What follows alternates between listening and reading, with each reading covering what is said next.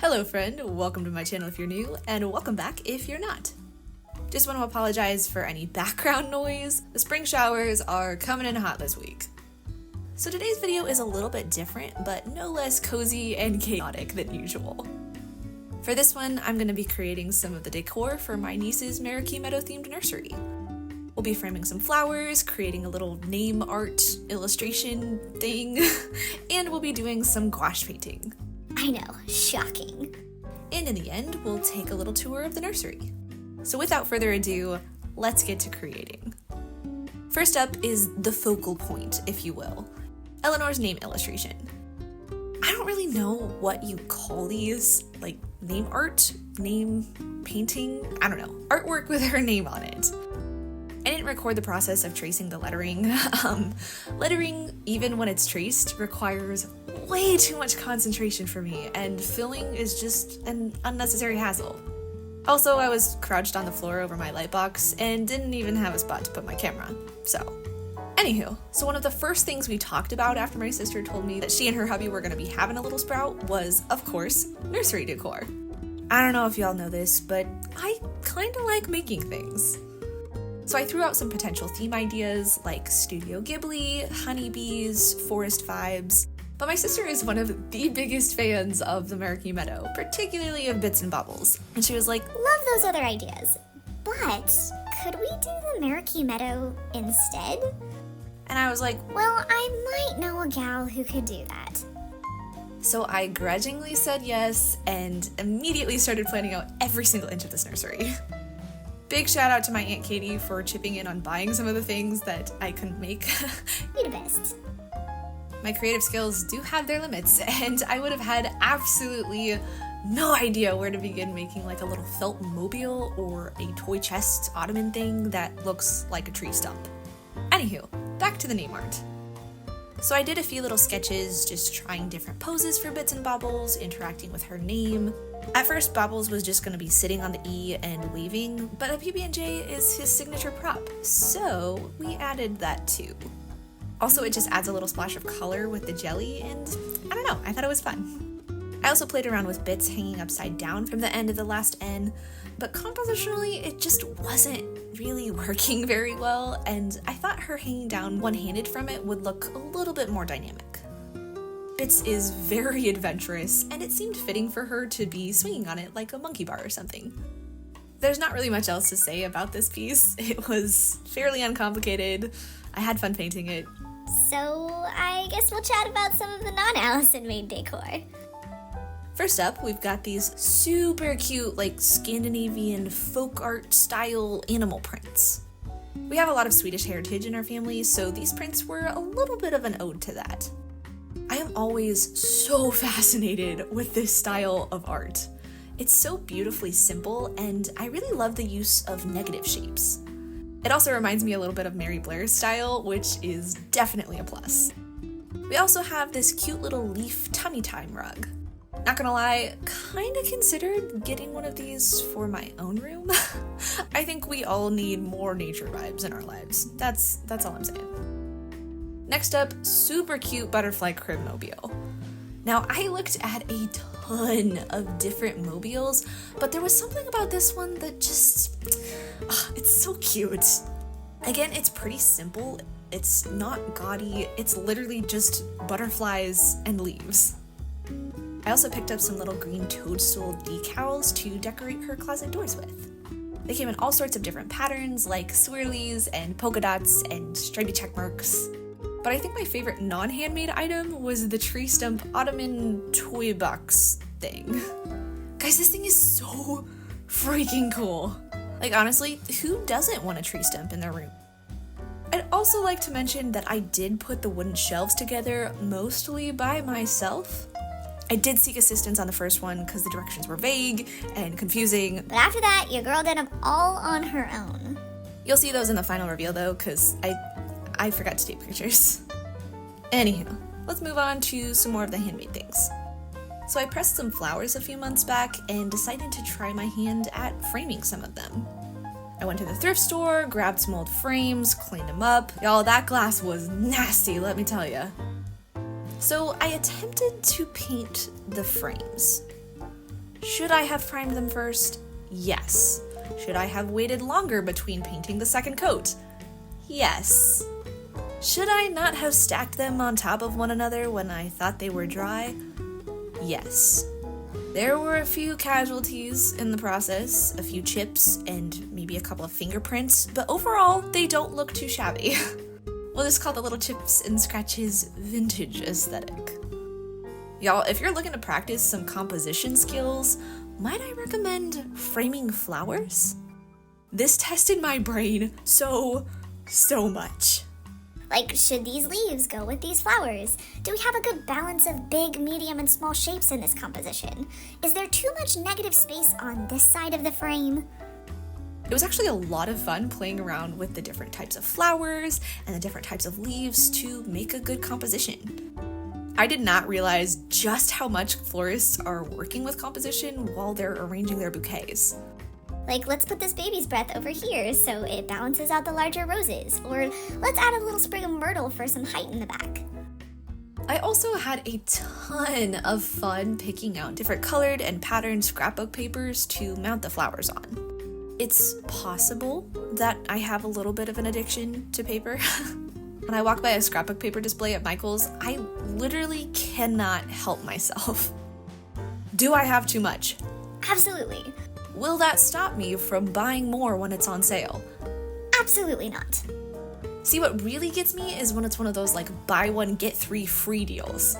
Literally no one needs this much paper, but the stationery hoarder in me combines with the thrift shopper in me and says, this is a fantastic deal, and you never know what you're gonna need this paper for in the future, dude. Anyhow, I'm glad I was able to use some of it for this project, so it's not just sitting on my shelf. Shout out to my dad for helping me MacGyver some of the frames to actually be able to hang on the wall. I didn't look at them while I was in the thrift store, and some of them didn't have the little hanger thingies.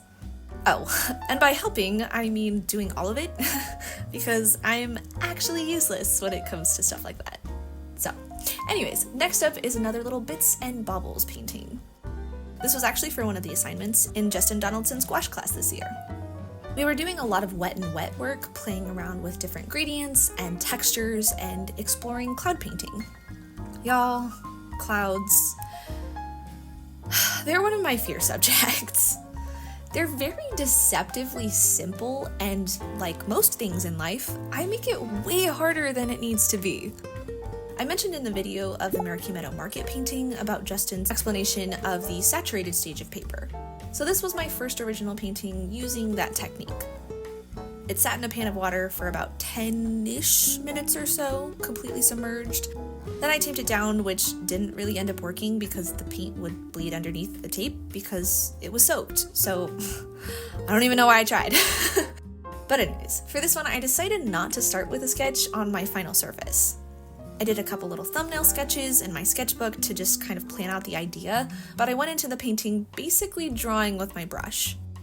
I laid down a bunch of white as the base for my sky gradient, not super paying attention to how far down I brought it.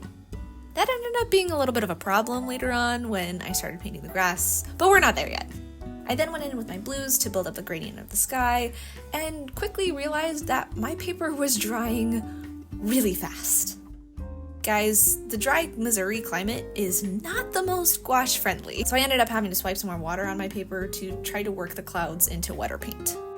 Funny story about the fluffy, glittery blending brush here. Let's rewind to Allison circa 15-16-ish. So I loved makeup. Probably not surprising, it's another form of creativity. But anyways, I bought a lot of brushes. And I mean, a lot. Too many. Fast forward to 2020, like most people, I didn't go anywhere for a while. And during that time, I didn't really do makeup because I was at home. Fast forward again to a post-lockdown era, and I no longer knew how to do makeup. Or, I don't know, maybe I was just too lazy and didn't want to put in the effort when I went places. I don't know, this is not relevant to the story. Anywho, fast forward again, and Gouache Allison is seeking a fluffy mop brush for blending. She cannot for the life of her seem to find one at the merchant Michael's, but lo and behold, in a drawer long forgotten is a hoard of brushes, including a fluffy mop brush. dare I say, this is one of my favorite brushes. It really does do a great job of blending, and I wasn't using it for my face anymore anyways, so it's now found a permanent home in my paintbrush collection. Long story short, don't throw away your makeup brushes. They might just be useful for your gouache paintings. So my battle with painting the clouds in this one lasted pretty much the entire painting process. I made the mistake very early on of adding one little section of like shadowy cloud on the left that completely threw everything off. And then I would go in to fix it and make it worse. And at one point I used a brush that was apparently a little dirty and streaked some yellow through the clouds. Seriously, I repainted that section like 4 or 5 times, each one getting progressively worse. But I was determined to love this painting, and I finally managed to pull it together on the last try. So I promise it's gonna end up looking better than it does at the moment. So one of the things I tried to challenge myself with a little bit more in this painting was the lighting. I wanted there to be like overhead clouds casting some shadows on the hill. I don't think I was fully effective with this, especially where the rocks are concerned, but I did like how the flowers came out. I tried to cool down the flowers in the shadows and keep the flowers in the sunshine a lot warmer. So when it came time to paint Bits and Bobbles, I did come in with this pencil to sketch them out. I was not confident going straight in with a brush on them. They're not really difficult to paint, but I'm kind of a chicken. So that is one of the things I love about Bits and Bobbles is they're very simple to paint. They're simple shapes, simple colors. They're very easy for me to just grab a sketchbook and doodle them out without really having to think about it too much. So I realized the other day that the mini sketchbook I've been using for my Meraki Monday sketches is over half full now. At the moment I have, I think, 46 Bits and Bobbles sketches in there. Honestly, I think doing these little weekly sketches is one of my favorite parts of the week. It just starts the week off on a really good vibe. I love seeing their little silly shenanigans come to life.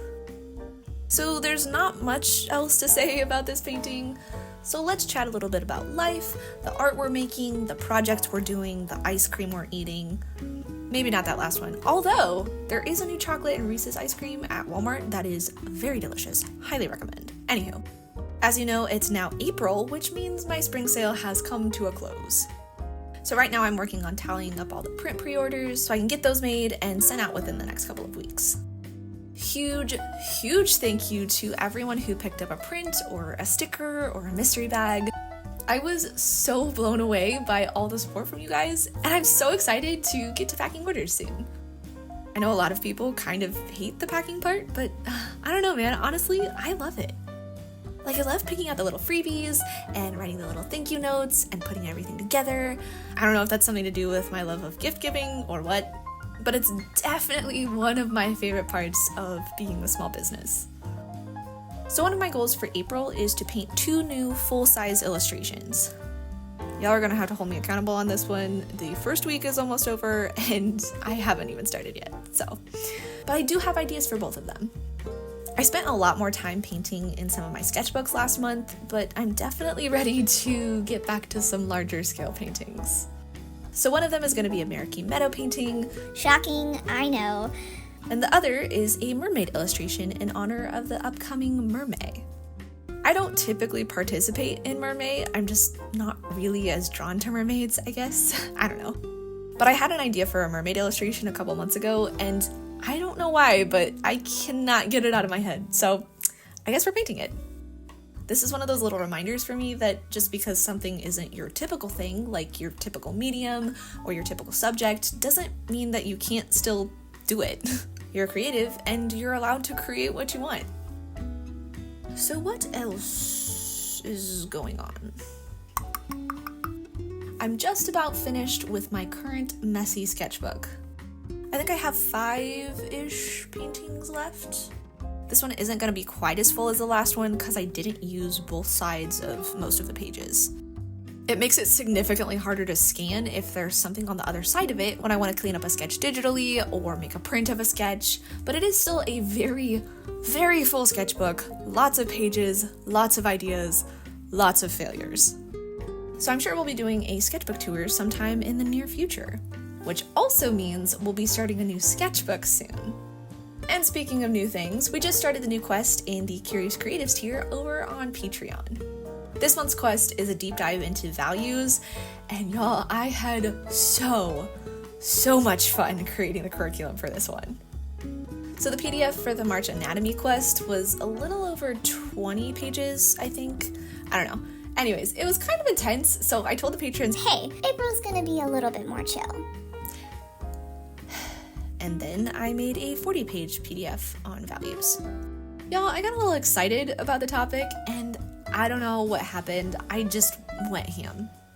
So I took a poll in the Discord group to see if everyone still wanted to do the full thing in a month, or if I should split it into 3 separate months.